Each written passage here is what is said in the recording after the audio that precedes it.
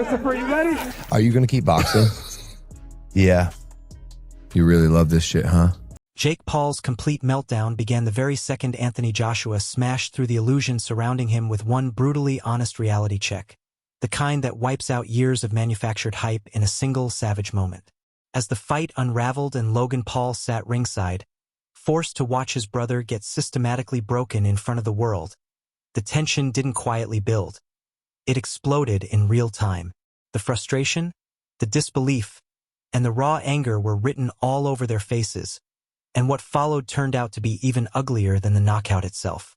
This wasn't just another loss added to a record.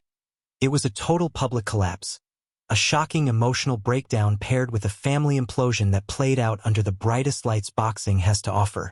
Every camera was rolling, every reaction was captured, and there was absolutely nowhere to hide as the carefully constructed Paul brothers' empire cracked in front of millions.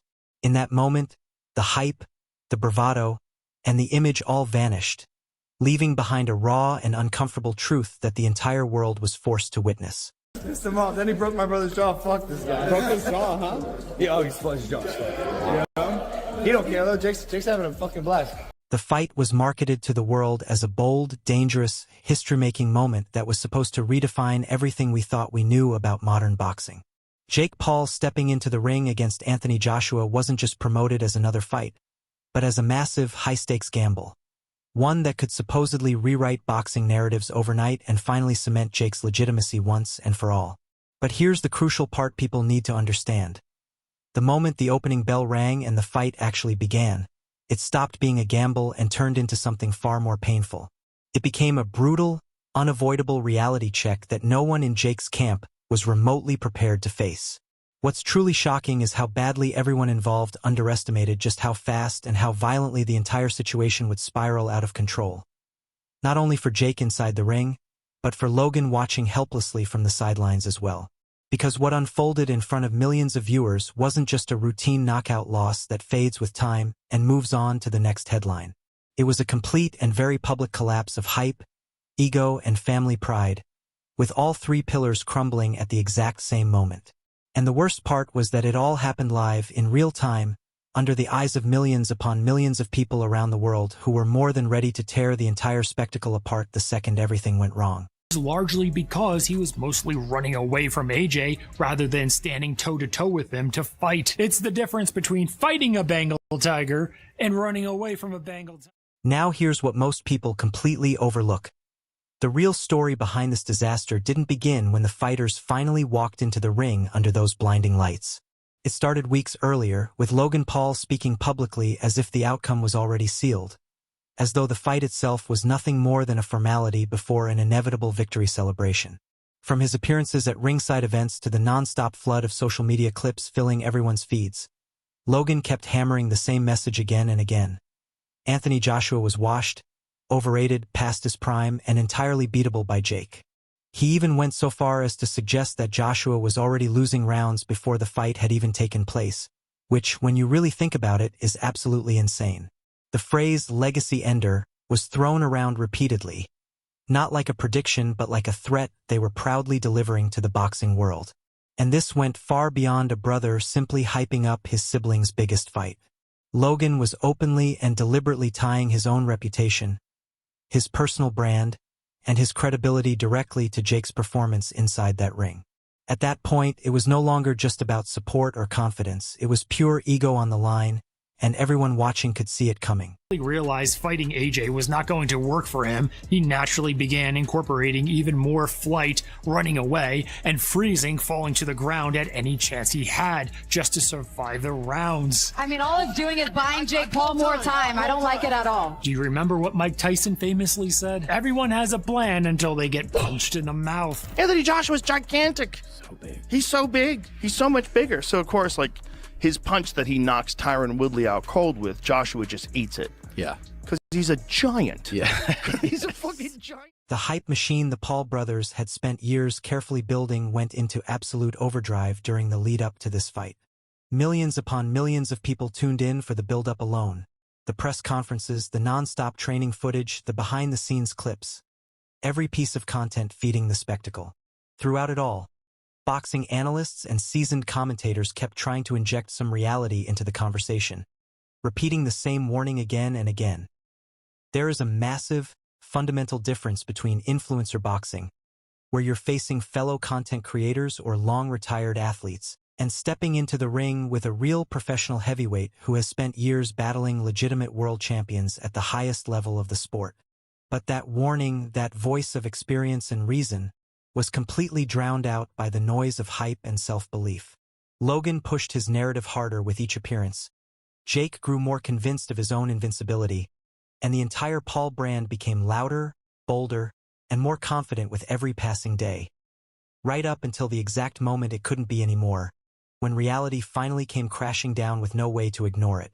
He's just so proud of him. My mom has me. When the fight finally began and the bell rang for real, the gap in skill became painfully and instantly obvious to everyone watching. Anthony Joshua didn't charge forward looking to make an early statement, nor did he show even a hint of panic or nerves about facing Jake Paul. Instead, he waited patiently, calm and composed, like the seasoned professional he has always been. Jake, by contrast, looked tense from the opening seconds, stiff in his movement, hesitant in his reactions, and visibly uncomfortable under real pressure. As the rounds wore on, the fight stopped being about confidence, strategy, or bold predictions and turned into something far more basic. Survival, simply trying to make it to the final bell. Then everything unraveled. Joshua dropped Jake twice in the 5th round, and these weren't slips or lucky knockdowns. They were heavy, punishing shots that instantly drain your legs and shatter belief. In the 6th round, he did it again, sending Jake to the canvas 2 more times. For knockdowns across just 2 rounds told the entire story. And at exactly 1 minute and 31 seconds into round 6, it was over. Knockout. No debate. No controversy. No excuses. Just a crushing, deafening silence hanging in the air where all that hype had once lived. I've taken that right hand that only took one. I'm just so proud of him. That was incredible. In my view, that was a victory on all. The statistics released after the fight only made the situation look even worse than it already had in real time. Jake Paul managed to land just 16 punches out of 56 total attempts across the entire bout. Take a second to really let that sink in. 16 landed punches. At this level of professional boxing that isn't being competitive, that's being completely and utterly outclassed by someone operating on a totally different tier. And the damage Jake took wasn't just about pride, hype, or reputation. It was brutally physical. He suffered a double broken jaw from the punishment and required immediate surgery following the fight. This wasn't a close contest that slipped away in the later rounds or a fight that turned on one unlucky moment. It was a total mismatch that unfolded exactly the way experienced boxing professionals had warned it would from the very beginning. And that's when the cameras shifted, capturing Logan's reaction as everything they had built started to collapse in real time. Who's fought Tommy Fury, who's a legit boxer, and a couple other guys that were legit boxers. That's it. Like everyone else he's fought Ben Askren, who's really a wrestler. He fought Tyron Woodley, who was an elite MMA fighter, but not an elite boxer. Public. The timing in that right hand, just spectacular. That's stepping in as well. Over the top. I mean, that was a full force shot to the temple. I mean, he's Fucksville right now. As Jake was physically carried out of the ring by his team and medical staff, Logan completely lost control of his emotions in front of everyone. The confidence he had been radiating for weeks vanished instantly, disappearing into thin air, and the bravado, the tough talk, all of it collapsed like a house of cards. Commentators covering the fight immediately noticed the shift and began discussing it live on the broadcast. This wasn't just normal concern for an injured brother.